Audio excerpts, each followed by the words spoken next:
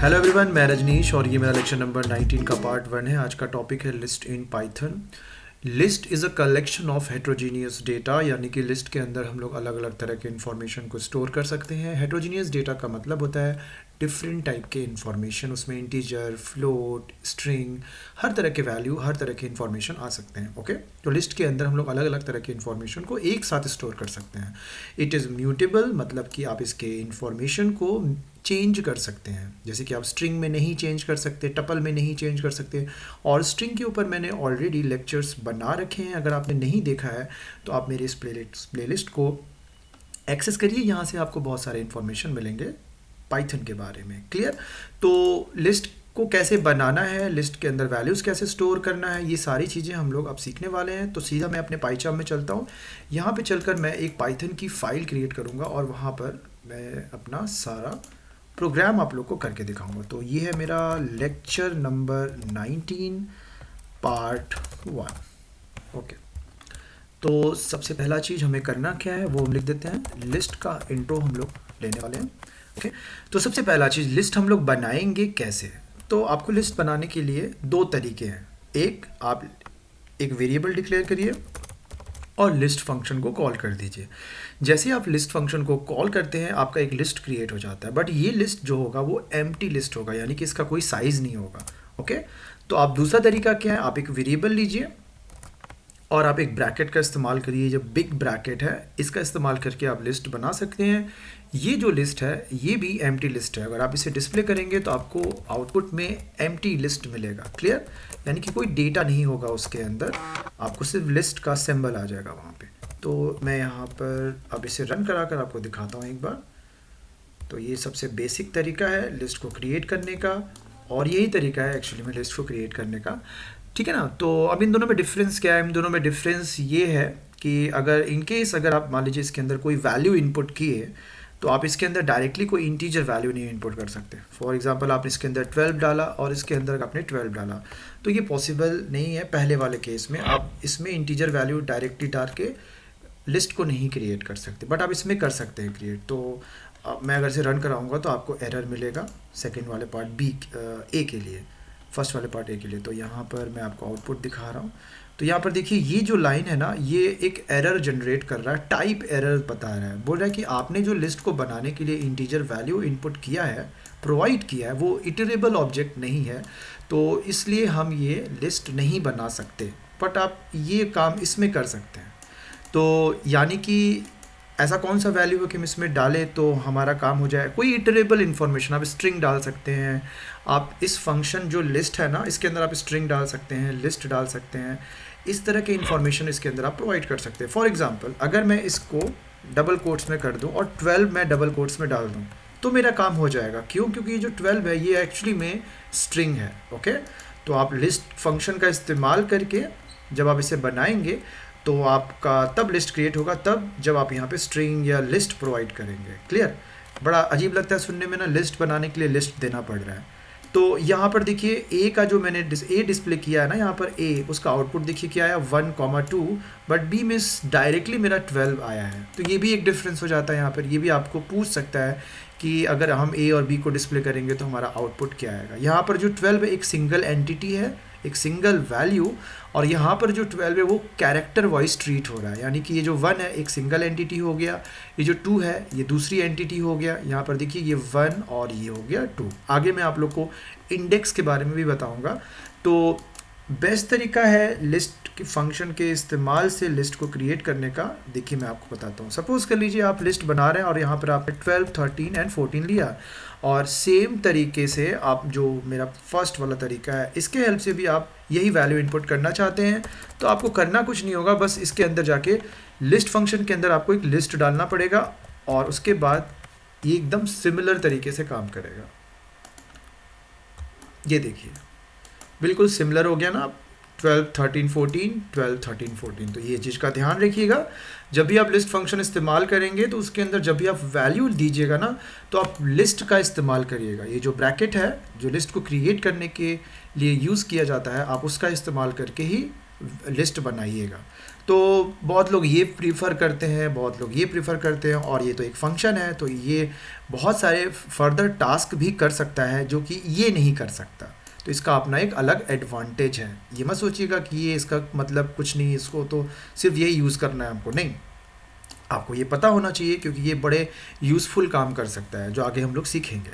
तो ये मैंने आपको बहुत ही सिंपल तरीका बताया लिस्ट को बनाने का। तो अब हम लोग जो लिस्ट में वैल्यू इनपुट करेंगे वो इस तरीके से नहीं इनपुट करेंगे, हम लोग रन टाइम इनपुट करेंगे। ओके, तो मान लीजिए अगर आपको बोला गया कि आप एक लिस्ट बनाइए, ओके, और उसके अंदर 5 फलों के नाम या कोई 5 अलग अलग रोल नंबर इनपुट करिए। तो उसके लिए मान लीजिए मैंने लिया रोल नंबर करके, मैंने एक वेरिएबल लिया और मैंने एक ब्लैंक लिस्ट बना दिया, एम्प्टी लिस्ट। अब यहाँ पे मैं लिस्ट फंक्शन का भी काम यूज़ कर सकता हूँ, और जो मैंने अभी सिंबल इस्तेमाल किया लिस्ट को बनाने के लिए, मैं इसका भी इस्तेमाल कर सकता हूँ, कोई इसमें डिफरेंस नहीं है। तो अब मैं यहाँ पर जाकर रन टाइम इनपुट करूँगा। तो रन टाइम इनपुट करने के लिए मान लीजिए मुझे कितना वैल्यू इनपुट करना है, सपोज कर लीजिए मुझे सिर्फ एक सिंगल वैल्यू इनपुट करना है, तब कोई प्रॉब्लम नहीं है, हम डायरेक्टली रोल नंबर का इस्तेमाल करेंगे और अपेंड फंक्शन को कॉल कर देंगे। जैसे हम लोग अपेंड फंक्शन को कॉल करेंगे तो अपेंड फंक्शन बोलता है कि आप हमें वैल्यू दीजिए जो आपको लिस्ट के अंदर डालना है। तो इस तरीके से आप अपेंड फंक्शन के इस्तेमाल से लिस्ट के अंदर वैल्यू ऐड कर सकते हैं, इंसर्ट कर सकते हैं। क्लियर? तो ये हो गया मेरा सबसे सिंपल सा तरीका रन टाइम इनपुट करने का। तो फिलहाल ये तो 1001 फिक्स है, आप चाहें तो इसके अंदर अपना कोई मनचाहा वैल्यू इनपुट कर सकते हैं। तो पहले मैं एक काम करता हूँ, मैं इसे डिस्प्ले करके आप लोग को दिखाता हूँ कि आउटपुट क्या आएगा। क्लियर? तो मैं यहाँ पे रोल नंबर लिख दिया मैंने, अब मैं इसे डिस्प्ले करूँगा तो मेरे पास सिर्फ आउटपुट में एक रोल नंबर आएगा। यहाँ पे देख लीजिए आप लोग ध्यान से, 1001। तो अब मुझे क्या करना है, लिस्ट में मुझे रन टाइम इनपुट करना है, और वो भी सपोज कर लीजिए मुझे 5 अलग अलग तरह के डेटा इनपुट करने हैं। क्लियर? तो अलग अलग रोल नंबर। तो मैं यहाँ पे फॉर लूप चलाऊंगा, for I in range. Okay, range की जगह, हाँ ठीक है, मैं रेंज इस्तेमाल करूँगा अभी। तो यहाँ पे मैं लूप चला दूंगा 1 से लेकर 6 तक। तो 1 से लेकर 6 तक मतलब ये 5 बार चलेगा, और हम इसके अंदर 5 अलग अलग तरह के इंफॉर्मेशन इनपुट कर सकते हैं। तो देखिए मैं इसको इसके अंदर भी इनपुट फंक्शन इस्तेमाल कर सकता हूँ, बट क्योंकि बिगनर्स को थोड़ी दिक्कत हो जाती है इन सब चीज़ों को समझने में, तो मैं एक काम करता हूँ, मैं डेटा करके एक वेरिएबल ले रहा हूँ। ओके, और उससे इक्वल्स टू मैं लिख देता हूँ इनपुट। इनपुट फंक्शन पता ही होगा आप लोगों को कि रन टाइम इनपुट करने के काम में आता है, एंटर रोल नंबर, ठीक है ना। और यहाँ पे मुझे उसे इंटीजर में टाइप कास्ट करना पड़ेगा क्योंकि इनपुट फंक्शन स्ट्रिंग में वैल्यू रिटर्न करता है, और वो जो डेटा है ना वो हम किस में डालना चाहते हैं, लिस्ट में। तो मैंने क्या कर दिया, roll number dot append data. तो इससे क्या होगा, वो जो डेटा होगा वो रोल नंबर के अंदर इनपुट हो जाएगा, और यहाँ पर मैंने प्रिंट रोल नंबर कर दिया।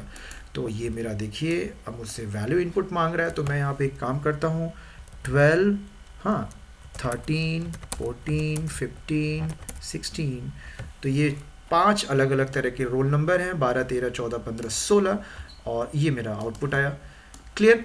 तो एक बार इसका हम लोग इंडेक्सिंग कर लेते हैं, ठीक है, कि जब हमने ये रोल नंबर इनपुट किया तो इसके इंडेक्स पोजीशन किस तरीके से काम करते हैं पाइथन में।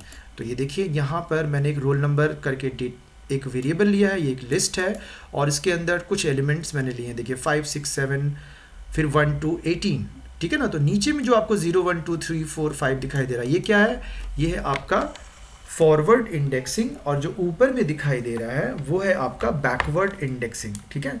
ये आपका बैकवर्ड इंडेक्सिंग है और ये आपका फॉरवर्ड इंडेक्सिंग है। सिंपल है बहुत ही, जैसे स्ट्रिंग में मैंने बताया था, अगर आपने स्ट्रिंग में इंडेक्सिंग नहीं पढ़ा है ना तो आप पढ़ लीजिए उसे, आपको लिस्ट में पढ़ने की ज़रूरत ही नहीं पड़ेगी, बिल्कुल हूबहू एक तरीके से काम करता है। तो अगर मान लीजिए आपको फर्स्ट एलिमेंट डिस्प्ले करना है तो आप कैसे डिस्प्ले करेंगे, एक सेकेंड, यहाँ पे कुछ डिस्टर्बेंस हो रहा है। तो उसके लिए हमको लिखना पड़ेगा रोल नंबर ऑफ 0। तो अगर आप रोल नंबर ऑफ 0 एक्सेस करते हैं तो आपको 5 मिलेगा। अगर आप यहाँ पे 0 हटा के 1 लिख दीजिए तो आपको 6 मिलेगा। अगर आप रोल नंबर ऑफ 2 कर दीजिए तो आपको 7 मिलेगा। इस तरीके से आप किसी भी इंडेक्स पोजीशन के थ्रू आप किसी पर्टिकुलर वैल्यू को भी एक्सेस कर सकते हैं। तो ये फॉरवर्ड इंडेक्सिंग का है। बैकवर्ड इंडेक्सिंग भी आप उसी तरीके से इस्तेमाल कर सकते हैं। अगर आप मान लीजिए यहाँ पे लिखते हैं रोल नंबर ऑफ -1 तो आपको क्या मिलेगा, 18। अगर आप यहाँ पे लिखेंगे -2 आपको क्या मिलेगा 2। अगर आप यहाँ पे लिखेंगे -3 तो आपको क्या मिलेगा 1। अगर आप यहाँ पे लिखेंगे -4 तो आपको क्या मिलेगा 7। तो इस तरह से हम लोग फॉरवर्ड और बैकवर्ड इंडेक्सिंग का इस्तेमाल करके लिस्ट के किसी भी एलिमेंट को एक्सेस कर सकते हैं। हाँ, आप इसमें ऐसा कोई इंडेक्स पोजीशन मत डालिएगा जो कि यहाँ पर एग्जिस्ट ही नहीं करता है, नहीं तो आपको क्या होगा, index out of range error मिलेगा। क्लियर। आ जाते हैं सीधा हम लोग पाइचार्म के अंदर। तो आप लोग को मैंने इंडेक्सिंग के बारे में बता दिया कि इंडेक्सिंग किस तरीके से काम करता है लिस्ट में। ये स्लाइसिंग से आप इससे कंपेयर मत करिएगा, स्लाइसिंग एक अलग चीज़ हो गया, उसमें हम लोग और एडवांस तरीके से समझना होता है।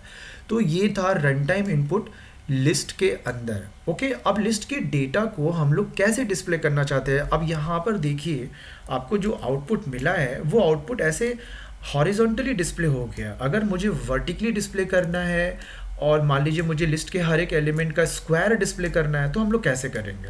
तो चलिए मैं आपको फटाफट इसी सेम लिस्ट को अलग तरीके से डिस्प्ले करके दिखाता हूँ। तो मैंने यहाँ पे एक लूप चला दिया फॉर आई इन। अगर जिसको लूप के बारे में नॉलेज नहीं है तो वो मेरे प्लेलिस्ट में जाकर लूप के ऊपर के जो वीडियोस हैं उन्हें देख सकता है। तो मैंने यहाँ पे रेंज फंक्शन का भी मैं इस्तेमाल कर सकता हूँ, ठीक है, या मैं डायरेक्टली ये भी लिख सकता हूँ कि for I in roll number, ठीक है, आप ये भी कर सकते हैं और पहला वाला रेंज फंक्शन का भी इस्तेमाल कर सकते हैं। क्लियर। आपको यहाँ जाके सीधा लिख देना है प्रिंट आई, ठीक है ना। तो आपका सारा का सारा इंफॉर्मेशन डिस्प्ले हो जाएगा, जो भी लिस्ट का है वो भी वर्टिकली डिस्प्ले होगा। देखिए, तो पहले मैं कुछ रोल नंबर डालता हूँ 1 2 3 4 5। ओके, एक और रोल नंबर डालना होगा। तो ये मेरा देखिए हॉरिजॉन्टली डिस्प्ले हुआ जब डायरेक्टली मैंने यहाँ पे प्रिंट रोल नंबर लिखा है लाइन नंबर 11 में, देखिए। और ये नीचे में मेरा वर्टिकली डिस्प्ले हुआ क्योंकि मैंने लूप का इस्तेमाल किया। तो अब लूप के इस्तेमाल से क्या है कि मैं हर एक वैल्यू को फिर अलग अलग तरीके से डिस्प्ले कर सकता हूँ। फॉर एग्जाम्पल मैंने यहाँ पे लिख दिया +10, ठीक है ना। तो इससे क्या होगा कि मुझे मेरे लिस्ट के जितने भी डेटा हैं उसमें 10 ऐड हो जाएगा। तो ऐसे 1 2 3 4 5। तो ये देखिए आपको आउटपुट में 1 2 3 4 5 मिला ऊपर में, बट आप नीचे में देखिए तो आपको क्या मिला 11 12 13 14 15, क्योंकि सब में 10 ऐड हो गया। तो इस तरीके से आप लिस्ट के डेटा को एक्सेस कर सकते हैं, आप उसे मॉडिफाई भी कर सकते हैं। आप यहाँ पे लॉजिक लगा के इवन और ऑड एलिमेंट्स को काउंट कर सकते हैं इफ एल्स का इस्तेमाल करके। खैर वो सब तो लॉजिकल पार्ट हो गया, मेरा काम है अभी यहाँ पर कॉन्सेप्ट देना कि लिस्ट बिहेव कैसे करता है। क्लियर। तो ये था लिस्ट के अंदर रन टाइम इनपुट कैसे करना है और लिस्ट को हम लोग डिस्प्ले कैसे करेंगे लूप के इस्तेमाल से। और अगर मान लीजिए आपको ये नहीं इस्तेमाल करना है तो आप रेंज फंक्शन का भी इस्तेमाल कर सकते हैं, ठीक है ना। उसके लिए आपको रेंज देना पड़ेगा। आपको क्या पता है कि लिस्ट का रेंज क्या है, लिस्ट के अंदर आपने कितना डेटा डाला है। तो अगर आपको रन टाइम काउंट करना है तो आप यहाँ पे लिख सकते हैं लेंथ ऑफ लिस्ट। तो लिस्ट का नाम क्या है वो पास कर दीजिए लेंथ फंक्शन के अंदर। तो वो उसके हिसाब से आपका क्या करेगा, जितना भी लिस्ट में अंदर डेटा उनको काउंट कर लेगा, विच इज़ 5 एक्चुअली। ओके, तो आपका 0 से लेके 4 तक लूप चलेगा। तो लिस्ट का अगर आपको लूप का अगर नॉलेज नहीं है तो मैं यही बोलूँगा कि आप लोग देख लें वीडियोस। तो ये देखिए आप दोनों इस्तेमाल कर सकते हैं ना, आपको जो इजी लगे आप उसको इस्तेमाल करिए। तो मैंने आपको दोनों तरीका बता दिया। तो ये था आपका लिस्ट के बारे में इंफॉर्मेशन। और लिस्ट के किसी भी डेटा को अगर आप मॉडिफाई करना चाहते हैं ना तो ये बहुत ही आसान है। तो चलिए मैं एक काम करता हूँ, मैं यहाँ से इस चीज़ को हटा देता हूँ, इसकी मुझे भी ज़रूरत नहीं है। तो मैं अब लिस्ट के कुछ डेटा को मॉडिफाई करूँगा और वो भी इंडेक्स पोजीशन के हेल्प से। तो मान लीजिए मैंने लिखा यहाँ पे रोल नंबर ऑफ 0 और मैंने यहाँ पे देखिए 100 डाल दिया, ठीक है ना, 1000। अब मैं अगर यहाँ पे डिस्प्ले करूँगा रोल नंबर को तो मेरा जो पहला इन्फॉर्मेशन है वो मॉडिफाई हो गया होगा। क्लियर। ये देखिए मैं यहाँ पे 1 2 3 4 5। ओके, तो देखिए ये मेरा पहला लिस्ट है और ये मॉडिफाई होने के बाद वाला लिस्ट है। तो इस तरीके से आप लिस्ट को मॉडिफाई कर सकते हैं। क्लियर। तो ये था एक बहुत ही बेसिक सा इन्फॉर्मेशन लिस्ट के बारे में कि लिस्ट हमें कैसे बनाना है और उसके अंदर हमें वैल्यू कैसे इनपुट करना है और उसे हमें डिस्प्ले कैसे करना है। नेक्स्ट क्लास में यानी कि नेक्स्ट लेक्चर में हम लोग लिस्ट को थोड़ा और एडवांस में सीखेंगे, यानी कि नेस्टेड लिस्ट के बारे में जानेंगे। 2D लिस्ट कैसे बनाते हैं और लिस्ट को मैट्रिक्स फॉर्म में हम लोग कैसे डिस्प्ले करेंगे, ये सारी चीज़ें हम लोग नेक्स्ट लेक्चर में पढ़ने वाले हैं। अगर आपने चैनल को अभी तक सब्सक्राइब नहीं किया है तो आप सब्सक्राइब कर लें ताकि जो भी मैं वीडियोस अपलोड करूं वो वीडियो आपको मिले, आप तक पहुंचे और आपको कोई बेनिफिट मिल सके। तो आज के इस लेक्चर में इतना ही। ज़रूर बताइएगा कि आप लोगों को मेरा ये लेक्चर समझ में आया या नहीं। मिलते हैं नेक्स्ट लेक्चर में, तब तक के लिए बाय बाय।